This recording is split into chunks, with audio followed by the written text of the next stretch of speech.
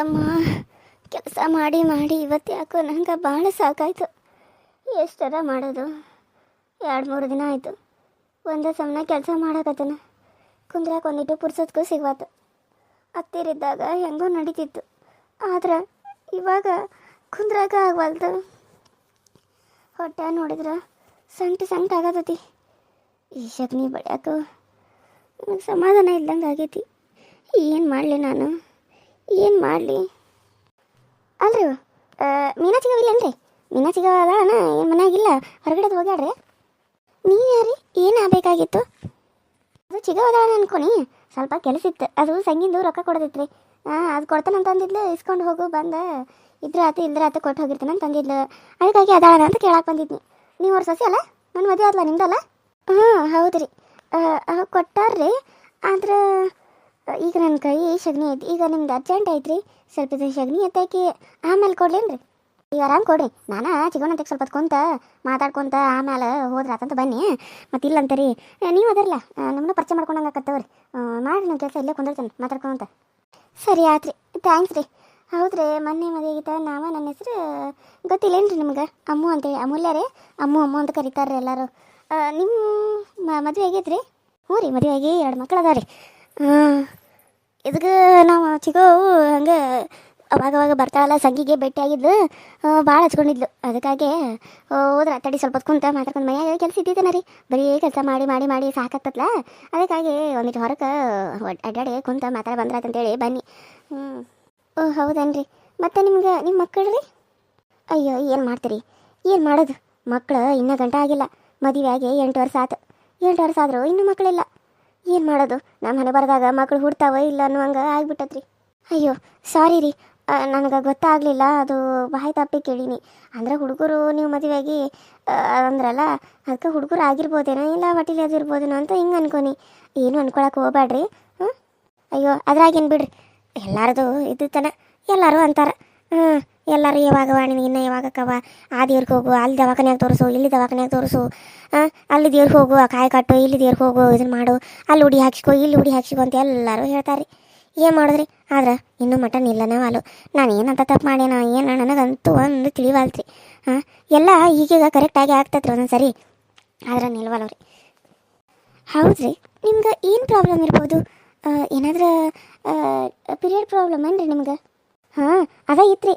ಅದು ಜರ ಏನಿಲ್ಲ ಅಂದರೂ 2 ತಿಂಗಳಿಗೊಮ್ಮೆ 6 ತಿಂಗಳಿಗೊಮ್ಮೆ ಹಿಂಗೆ ಆಗ್ತತ್ರಿ. ಅದಕ್ಕಾಗಿ ನಿಲ್ವಲ್ವ ಅಂತ ಅಂತಾರೆ ಎಷ್ಟೋ ಜನ. ಆದ್ರೆ ಅವರು ಗುಳಿಗೆ ಕೊಡ್ತಾರಲ್ರಿ ಡಾಕ್ಟ್ರುಗಳು, ಅದು ತಿಂಗಳಿಗೆ ಕರೆಕ್ಟ್ ಹಾಕತ್ರಿ ಆ ಗುಳಿಗೆ ಹಾಕೊಂಡ್ರೆ. ಇಲ್ಲಾಂದ್ರೆ ಆಗಂಗೆ ಇಲ್ಲ ಅಂತತಿ. ಹೌದನ್ನ? ಅಕ್ಕ, ನಿಮ್ಗೆ ಒಂದು ಹಾಸ್ಪಿಟಲ್ ನಾನು ಸಜೆಷನ್ ಮಾಡ್ತೀನಿ, ಅಲ್ಲಿ ಹೋಗಿ ಬರ್ತಾರೇನು? ಅಲ್ಲೊಂದು ಸರಿ ನೋಡ್ರಲ್ಲ, ಅಲ್ಲಿ ಡಾಕ್ಟ್ರ್ ಭಾಳ ಚಲೋ ಅದಾರ. ಆಮೇಲೆ ತೋರಿಸಿದ್ರೆ ಆಗ್ತಿರ್ಬೋದು, ಆದರೆ ದುಡ್ಡು ಜಾಸ್ತಿ ಖರ್ಚಾಗ್ತತಿ ಅಕ್ಕ. ಏನು ಮಾಡೋದ್ರಿ, ನಾವು ಬಡವ್ರು ಅದಾವಮ್ಮ. ಬಡವ್ರು ಇರೋ ಕಾರಣಕ್ಕೆ ದವಾಖಾನೆಗೆ ದುಡ್ಡು ಕೊಟ್ಟು ತೋರಿಸೋದು ಕಷ್ಟ ಆಗಿಬಿಟ್ಟತಿ. 2 ದಿನ ಅಂತ ತೋರಿಸಿದ್ದು ಹೇಳು. ಈಗ ಏನಿಲ್ಲ ಅಂದರು ಅದೇನು ಅಂತಾರಲ್ಲ, 10 ಲಕ್ಷ ಮ್ಯಾಲೆ ಖರ್ಚಾಗೈತಂತ ನನ್ನ ಗಂಡ. ಸಾಲ ಮಾಡ್ಯಾನ, ಅಲ್ಲೇ ಇಲ್ಲೇ ಇಸ್ಕೊಂಡಾನ. ಮತ್ತಿನ್ನೇನು ಮಾಡೋದು ಹೇಳು? ಇವರಿಲ್ಲ ಯಾರಾಕಿ ಆಕೆ ಚಿಗೋನ ಹೆಸರು ಏನೋ ಐತಿ, ಆಕೆ ಅಂತೆಕ್ ಇಸ್ಕೊಂಡಾನ. ಆಕೆ ಮಗನ ಅಂತೆಕ್ ಆಕೆ ಗೊತ್ತಿದ್ದಂಗೆ ಮಗನ ಅಂತೆಕ್ ಸಾಲಕ್ಕೆ ಇಸ್ಕೊಂಡಾನ ಬಡ್ಡಿ ಗಂಟ್ಲೆ. 2 ರೂಪಾಯಿ ಬಡ್ಡಿವ ಎಷ್ಟು ಆಗ್ತತಿ? ನೀನು 100 ರೂಪಾಯಿಗೆ 2 ರೂಪಾಯಿದಂಗೆ ಅಂದ್ರೆ ಎಷ್ಟು ಆಗ್ತತಿ ಲೆಕ್ಕ ಹಾಕಿ. ಇದನ್ನ ಯಾರು ಕಟ್ತಾರೆ ಹೇಳು? ತಿಂಗಳಿಗೆ ಇಷ್ಟಂತ ಆಗ್ತತಿ, 3-4 ಸಾವಿರ ರೂಪಾಯಿ ಅದನ್ನ ಕಟ್ಟಬೇಕು. ಆಮೇಲೆ ದುಡಿಯೋದ ನಮ್ಮದು ತೊಂದರೆ, ಮನ್ಯಾಗ ಮಂದಿ ಜಾಸ್ತಿ ಕೂಡಸ್ರದಾಗ ಅದು. ಹೌದಾ? ಅಂದ್ರೆ ನಿಮ್ಮದು ಜಾಯಿಂಟ್ ಫ್ಯಾಮಿಲಿನಾ ಅಕ್ಕ? ಹೌದಾ ಅಮ್ಮ, ನಮ್ಮದು ಜಾಯಿಂಟ್ ಫ್ಯಾಮಿಲಿ. ಅದು ಅಂದ್ರೆ ಇಂಗ್ಲೀಷ್ನಾಗನ ಅದು ಜಾಯಿಂಟ್ ಫ್ಯಾಮಿಲಿ ಅಂದ್ರೆ ಕೂಡು ಕುಟುಂಬ ಅಂತಾರಲ್ಲ, ಅದು ನಮ್ಮದು. ಅದಕ್ಕೆ ಎಲ್ಲರದು ಏನಿಲ್ಲ ಅಂದ್ರೆ 4 ಮಂದಿ ಅಂತಂಬರು. ಆಮೇಲೆ ದೊಡ್ಡಪ್ಪ ಚಿಕ್ಕಪ್ಪರು ಅವರೇ 4 ಮಂದಿ ದೊಡ್ಡ ಅಂತಂಬ್ರದಾರು. ನಮ್ಮ ಮನೆಯವರೆಲ್ಲ ಸೇರಿಸಿ ಅವ್ರು ಏನಿಲ್ಲ ಅಂದರು ಅವ್ರು ಒಂದು 5-6 ಜನ ಅಂತಂಬ್ರದಾರ.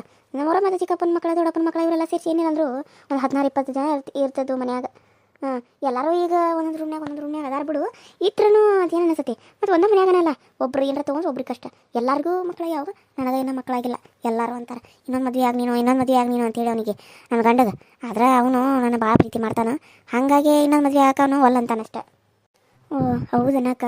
ಮಕ್ಕಳು ಜಲ್ದಿ ಆದರೂ ಒಬ್ಬೊಬ್ಬರು ಬೇಡ ಅಂತ ತೆಗಿಸ್ಕೊತಿರ್ತಾರೆ, ಒಬ್ಬೊಬ್ಬರು ಬೇಡನ ಅಂತ ಅಂದ್ಕೊಂಡೆ ಹಡ್ದು ತಮ್ಮ ಇದಕ್ಕೋಸ್ಕರ ಹಡ್ದು ಕಾಸ ಮಕ್ಕಳನ್ನ ಅಲ್ಲಿ ಇಲ್ಲಿ ಎಲ್ಲೆಲ್ಲೋ ಬಿಸಾಕಿರ್ತಾರೆ.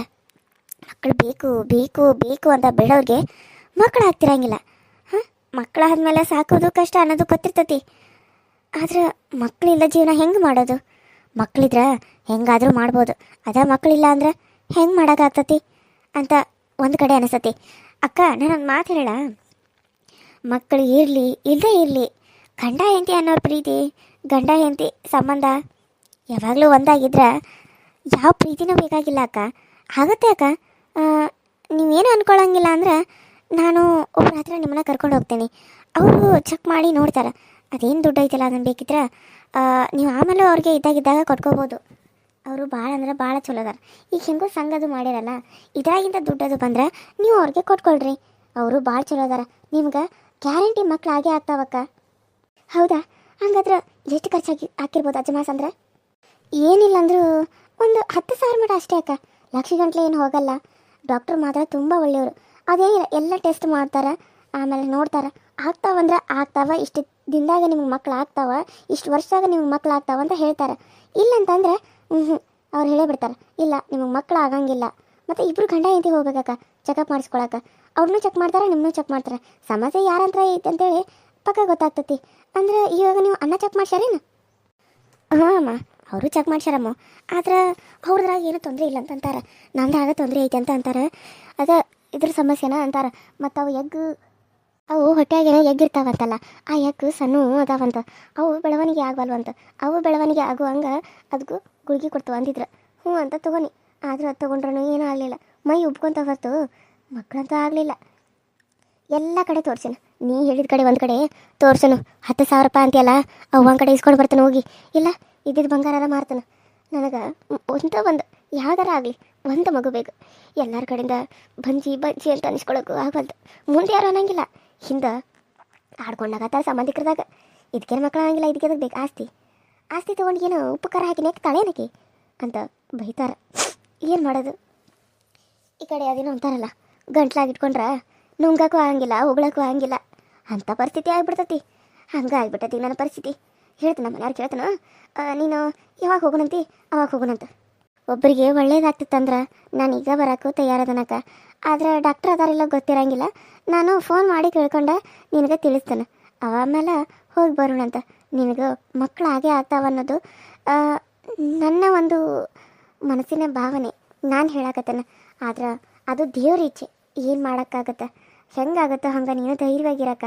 ಅಕಸ್ಮಾತ್ ನಿನಗೆ ಮಕ್ಕಳು ಆಗಂಗಿಲ್ಲ ಅಂದ್ರೆ ಇನ್ನೂ ಒಂದು ಚಾನ್ಸ್ ಐತಿ ನಿನಗೆ ಮಕ್ಕಳು ಆಗಂಗಿಲ್ಲ ಅಂದ್ರೆ ಇವಾಗ ಇದು ಬಂದತಲ್ಲ, ಅದು ಒಬ್ರದ್ದು ತೊಗೊಂಡು ಇನ್ನೊಬ್ರಲ್ಲ ಹಾಕಿ ಮಕ್ಕಳಾಗುವಂಗೆ ಮಾಡ್ತಾರೆ.